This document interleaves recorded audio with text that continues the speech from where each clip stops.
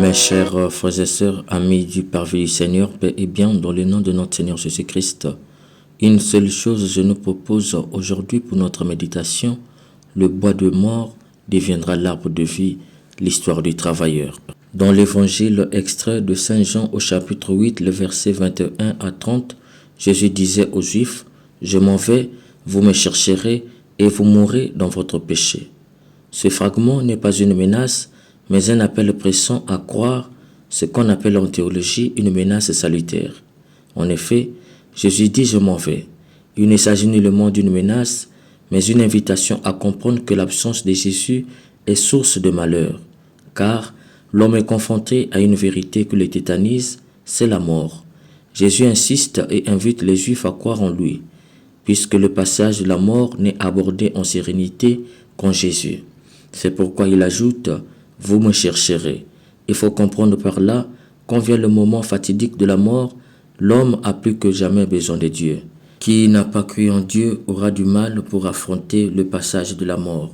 D'où Jésus déduit « Vous mourrez dans votre péché ». Remarquons bien ici, Jésus ne dit pas « Vous mourrez dans vos péchés », mais dans votre péché. Que c'est-à-dire, Jésus ne pointe pas du doigt les péchés capitaux et véniels, mais il pointe du doigt le péché, votre péché. Il faut entendre par là l'incrédulité, le refus de croire. De fait, Jésus leur dit, vous mourrez dans votre péché d'incrédulité. Votre manque de foi vous fera affronter la mort avec beaucoup de peur.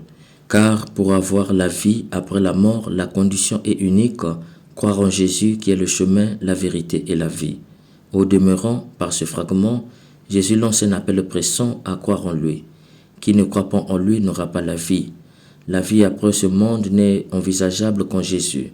C'est pourquoi il ajoute, « Là où moi je m'en vais, vous ne pouvez pas y aller. » Ici, Jésus révèle son origine. Il est sorti du Père. En mourant, il retournera au Père. Or, le Père est le principe de vie. Du coup, lui Jésus retournera dans la vie de qui il est sorti.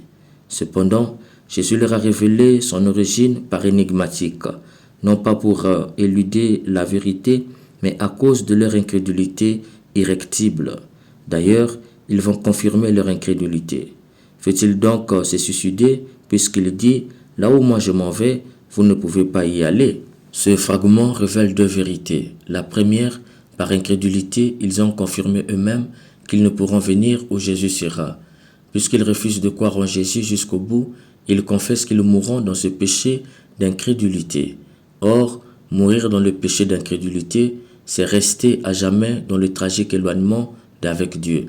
C'est choisir soi-même le chemin de la damnation éternelle. La deuxième, ils pensent que Jésus va fuir le pays pour se réfugier à la diaspora grecque.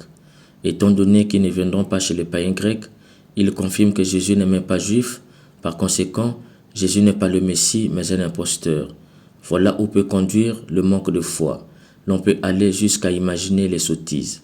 Dans cette optique, Jésus répond, « Vous êtes d'en bas, moi je suis d'en haut. Vous êtes de ce monde, moi je ne suis pas de ce monde. » Il faut entendre par là, « Vous êtes né des hommes, moi je suis né de Dieu. Vous êtes créé, moi je suis engendré. Vous êtes sorti de la terre, moi je suis sorti de Dieu.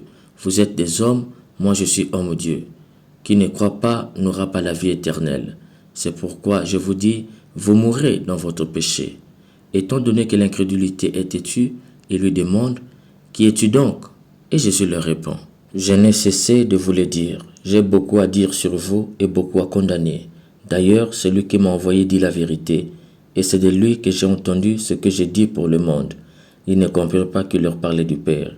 Jésus leur déclara, « Quand vous aurez élevé le Fils de l'homme, alors vous comprendrez que moi je suis, et que je ne fais rien par moi-même, mais tout ce que je dis, c'est le Père qui me l'a enseigné. Celui qui m'a envoyé est avec moi, il ne m'a pas laissé seul, parce que je fais toujours ce qui lui plaît. » Dans ce fragment, Jésus va plus loin dans la révélation de son origine. Quand vous aurez élevé le Fils de l'homme, quel est le sens d'élever? Le sens d'élever ici est la mise en croix en référence au serpent de bronze dans la première lecture de Nombres au chapitre 21, les versets 4 à 9. Fais-toi un serpent de bronze et dresse-le au sommet d'un mât. Tous ceux qui auront été mordus, qu'ils le regardent et ils vivront. En effet, Jésus en disant « Quand vous aurez élevé le Fils de l'homme » révèle sa mise en croix. En d'autres termes, pour Jésus, sa crucifixion est le lieu du dévoilement de sa vraie nature divine qui donne la vie au monde. C'est pourquoi il ajoute « Vous saurez que je suis ». Que veut dire « je suis » ? Pour comprendre le sens de « je suis » ici, il nous faut faire un saut qualitatif dans le livre d'Exode au chapitre 3, le verset 15.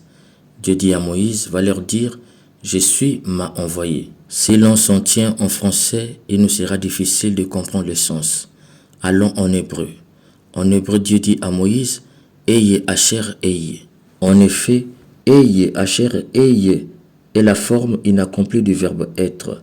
Il ne signifie plus « je suis » comme a traduit le français, mais « je serai ce que je serai », je deviendrai ce que je deviendrai. Le prénom relatif entre les deux verbes à la forme inaccomplie asher signifie en français que. C'est lui qui tient et donne sens au verbe être eye du début et de la fin. Asher donne au verbe être eye le contenu qui dépend essentiellement de la qualité de l'histoire que Moïse et son peuple lui donneront. En clair, en disant eye asher eye que le français avait traduit par je suis, qui en fait veut dire je serai ce que je serai ou je deviendrai ce que je deviendrai, Dieu voulait dire à Moïse qu'il sera Dieu pour qu'il le prendra Dieu. Il deviendra le tout proche pour qu'il le voudra tout proche. L'appellatif passera au prédicatif. Dieu se pointera comme le je et qui le reçoit deviendra le tu. Du coup, naîtra entre les deux une relation de proximité profonde. Dieu plus proche de lui que lui-même et lui plus proche de Dieu dans le monde. En clair, celui qui fait face à Dieu reçoit un nom propre. Ce nom de Dieu trouve écho dans le nom de l'homme qui le reçoit. La face de Dieu donne une face à l'être humain, d'où, entre le prénom relatif que, en hébreu asher, Dieu met deux verbes être eye, asher eye. Le premier eye est de Dieu lui-même, le deuxième eye est de l'homme. Cela révèle la connexion sans laquelle l'homme déchoit. Ainsi donc, Jésus en disant « Quand vous aurez élevé le Fils de l'homme, vous saurez que je suis », révèle que la croix est le lieu par excellence où l'homme se met en connexion avec Dieu. C'est là que l'homme trouve sens à son existence. La croix est le lieu du prosotone kai prosotone, c'est-à-dire le lieu du face-à-face avec Dieu. Or, par eye asher eye, Dieu révèle que sa face donne face à l'homme. Du coup, l'homme reçoit la face de Dieu qu'en se mettant en face de la croix. C'est là que le nom de Dieu trouve écho dans le nom de l'homme. C'est face à la croix que l'homme se pointe comme le tu en réponse en Dieu qui s'est pointé comme le je. C'est pourquoi j'ai dit, le bois de mort deviendra l'arbre de vie. Un jour, un travailleur est venu me voir. Il voulait avoir plus d'informations sur l'importance de la croix, car dans son lieu de travail, un collègue ne cessait de le décourager d'avoir la croix. Il lui disait, Jésus n'est plus sur la croix. Je lui ai demandé, ta croix, tu la mets au cou? Et il m'a répondu, non mon père, dans la poche. Alors je lui ai dit, comment ton collègue a su que tu as souvent la croix dans la poche? Il est resté tranquille, puis il m'a dit, mon père, gardez vos réponses, j'ai tout compris. Ce jour-là, il avait compris que son collègue le tentait, mais il n'arrivait pas parce qu'il avait toujours avec lui son crucifix dans la poche. Il voulait le décourager pour qu'il se sépare du crucifix afin de l'atteindre.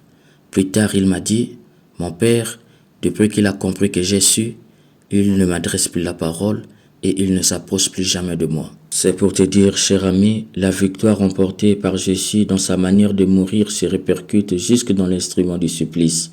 Le bois de mort est devenu arbre de vie, le bois sec est devenu un bois vert, merveilleusement fécond en branches, en feuilles et en fruits. Oui, l'instrument du supplice est devenu siège royal. La croix inaugure le royaume. L'outil de la dégradation est devenu le lieu de la manifestation de la gloire. Jésus défiguré, dont la face est faite du sang, de ses larmes et de nos crachats, est plus transfiguré que sur la montagne sainte. Le miroir de nos péchés est devenu le symbole d'un amour plus fort que la mort.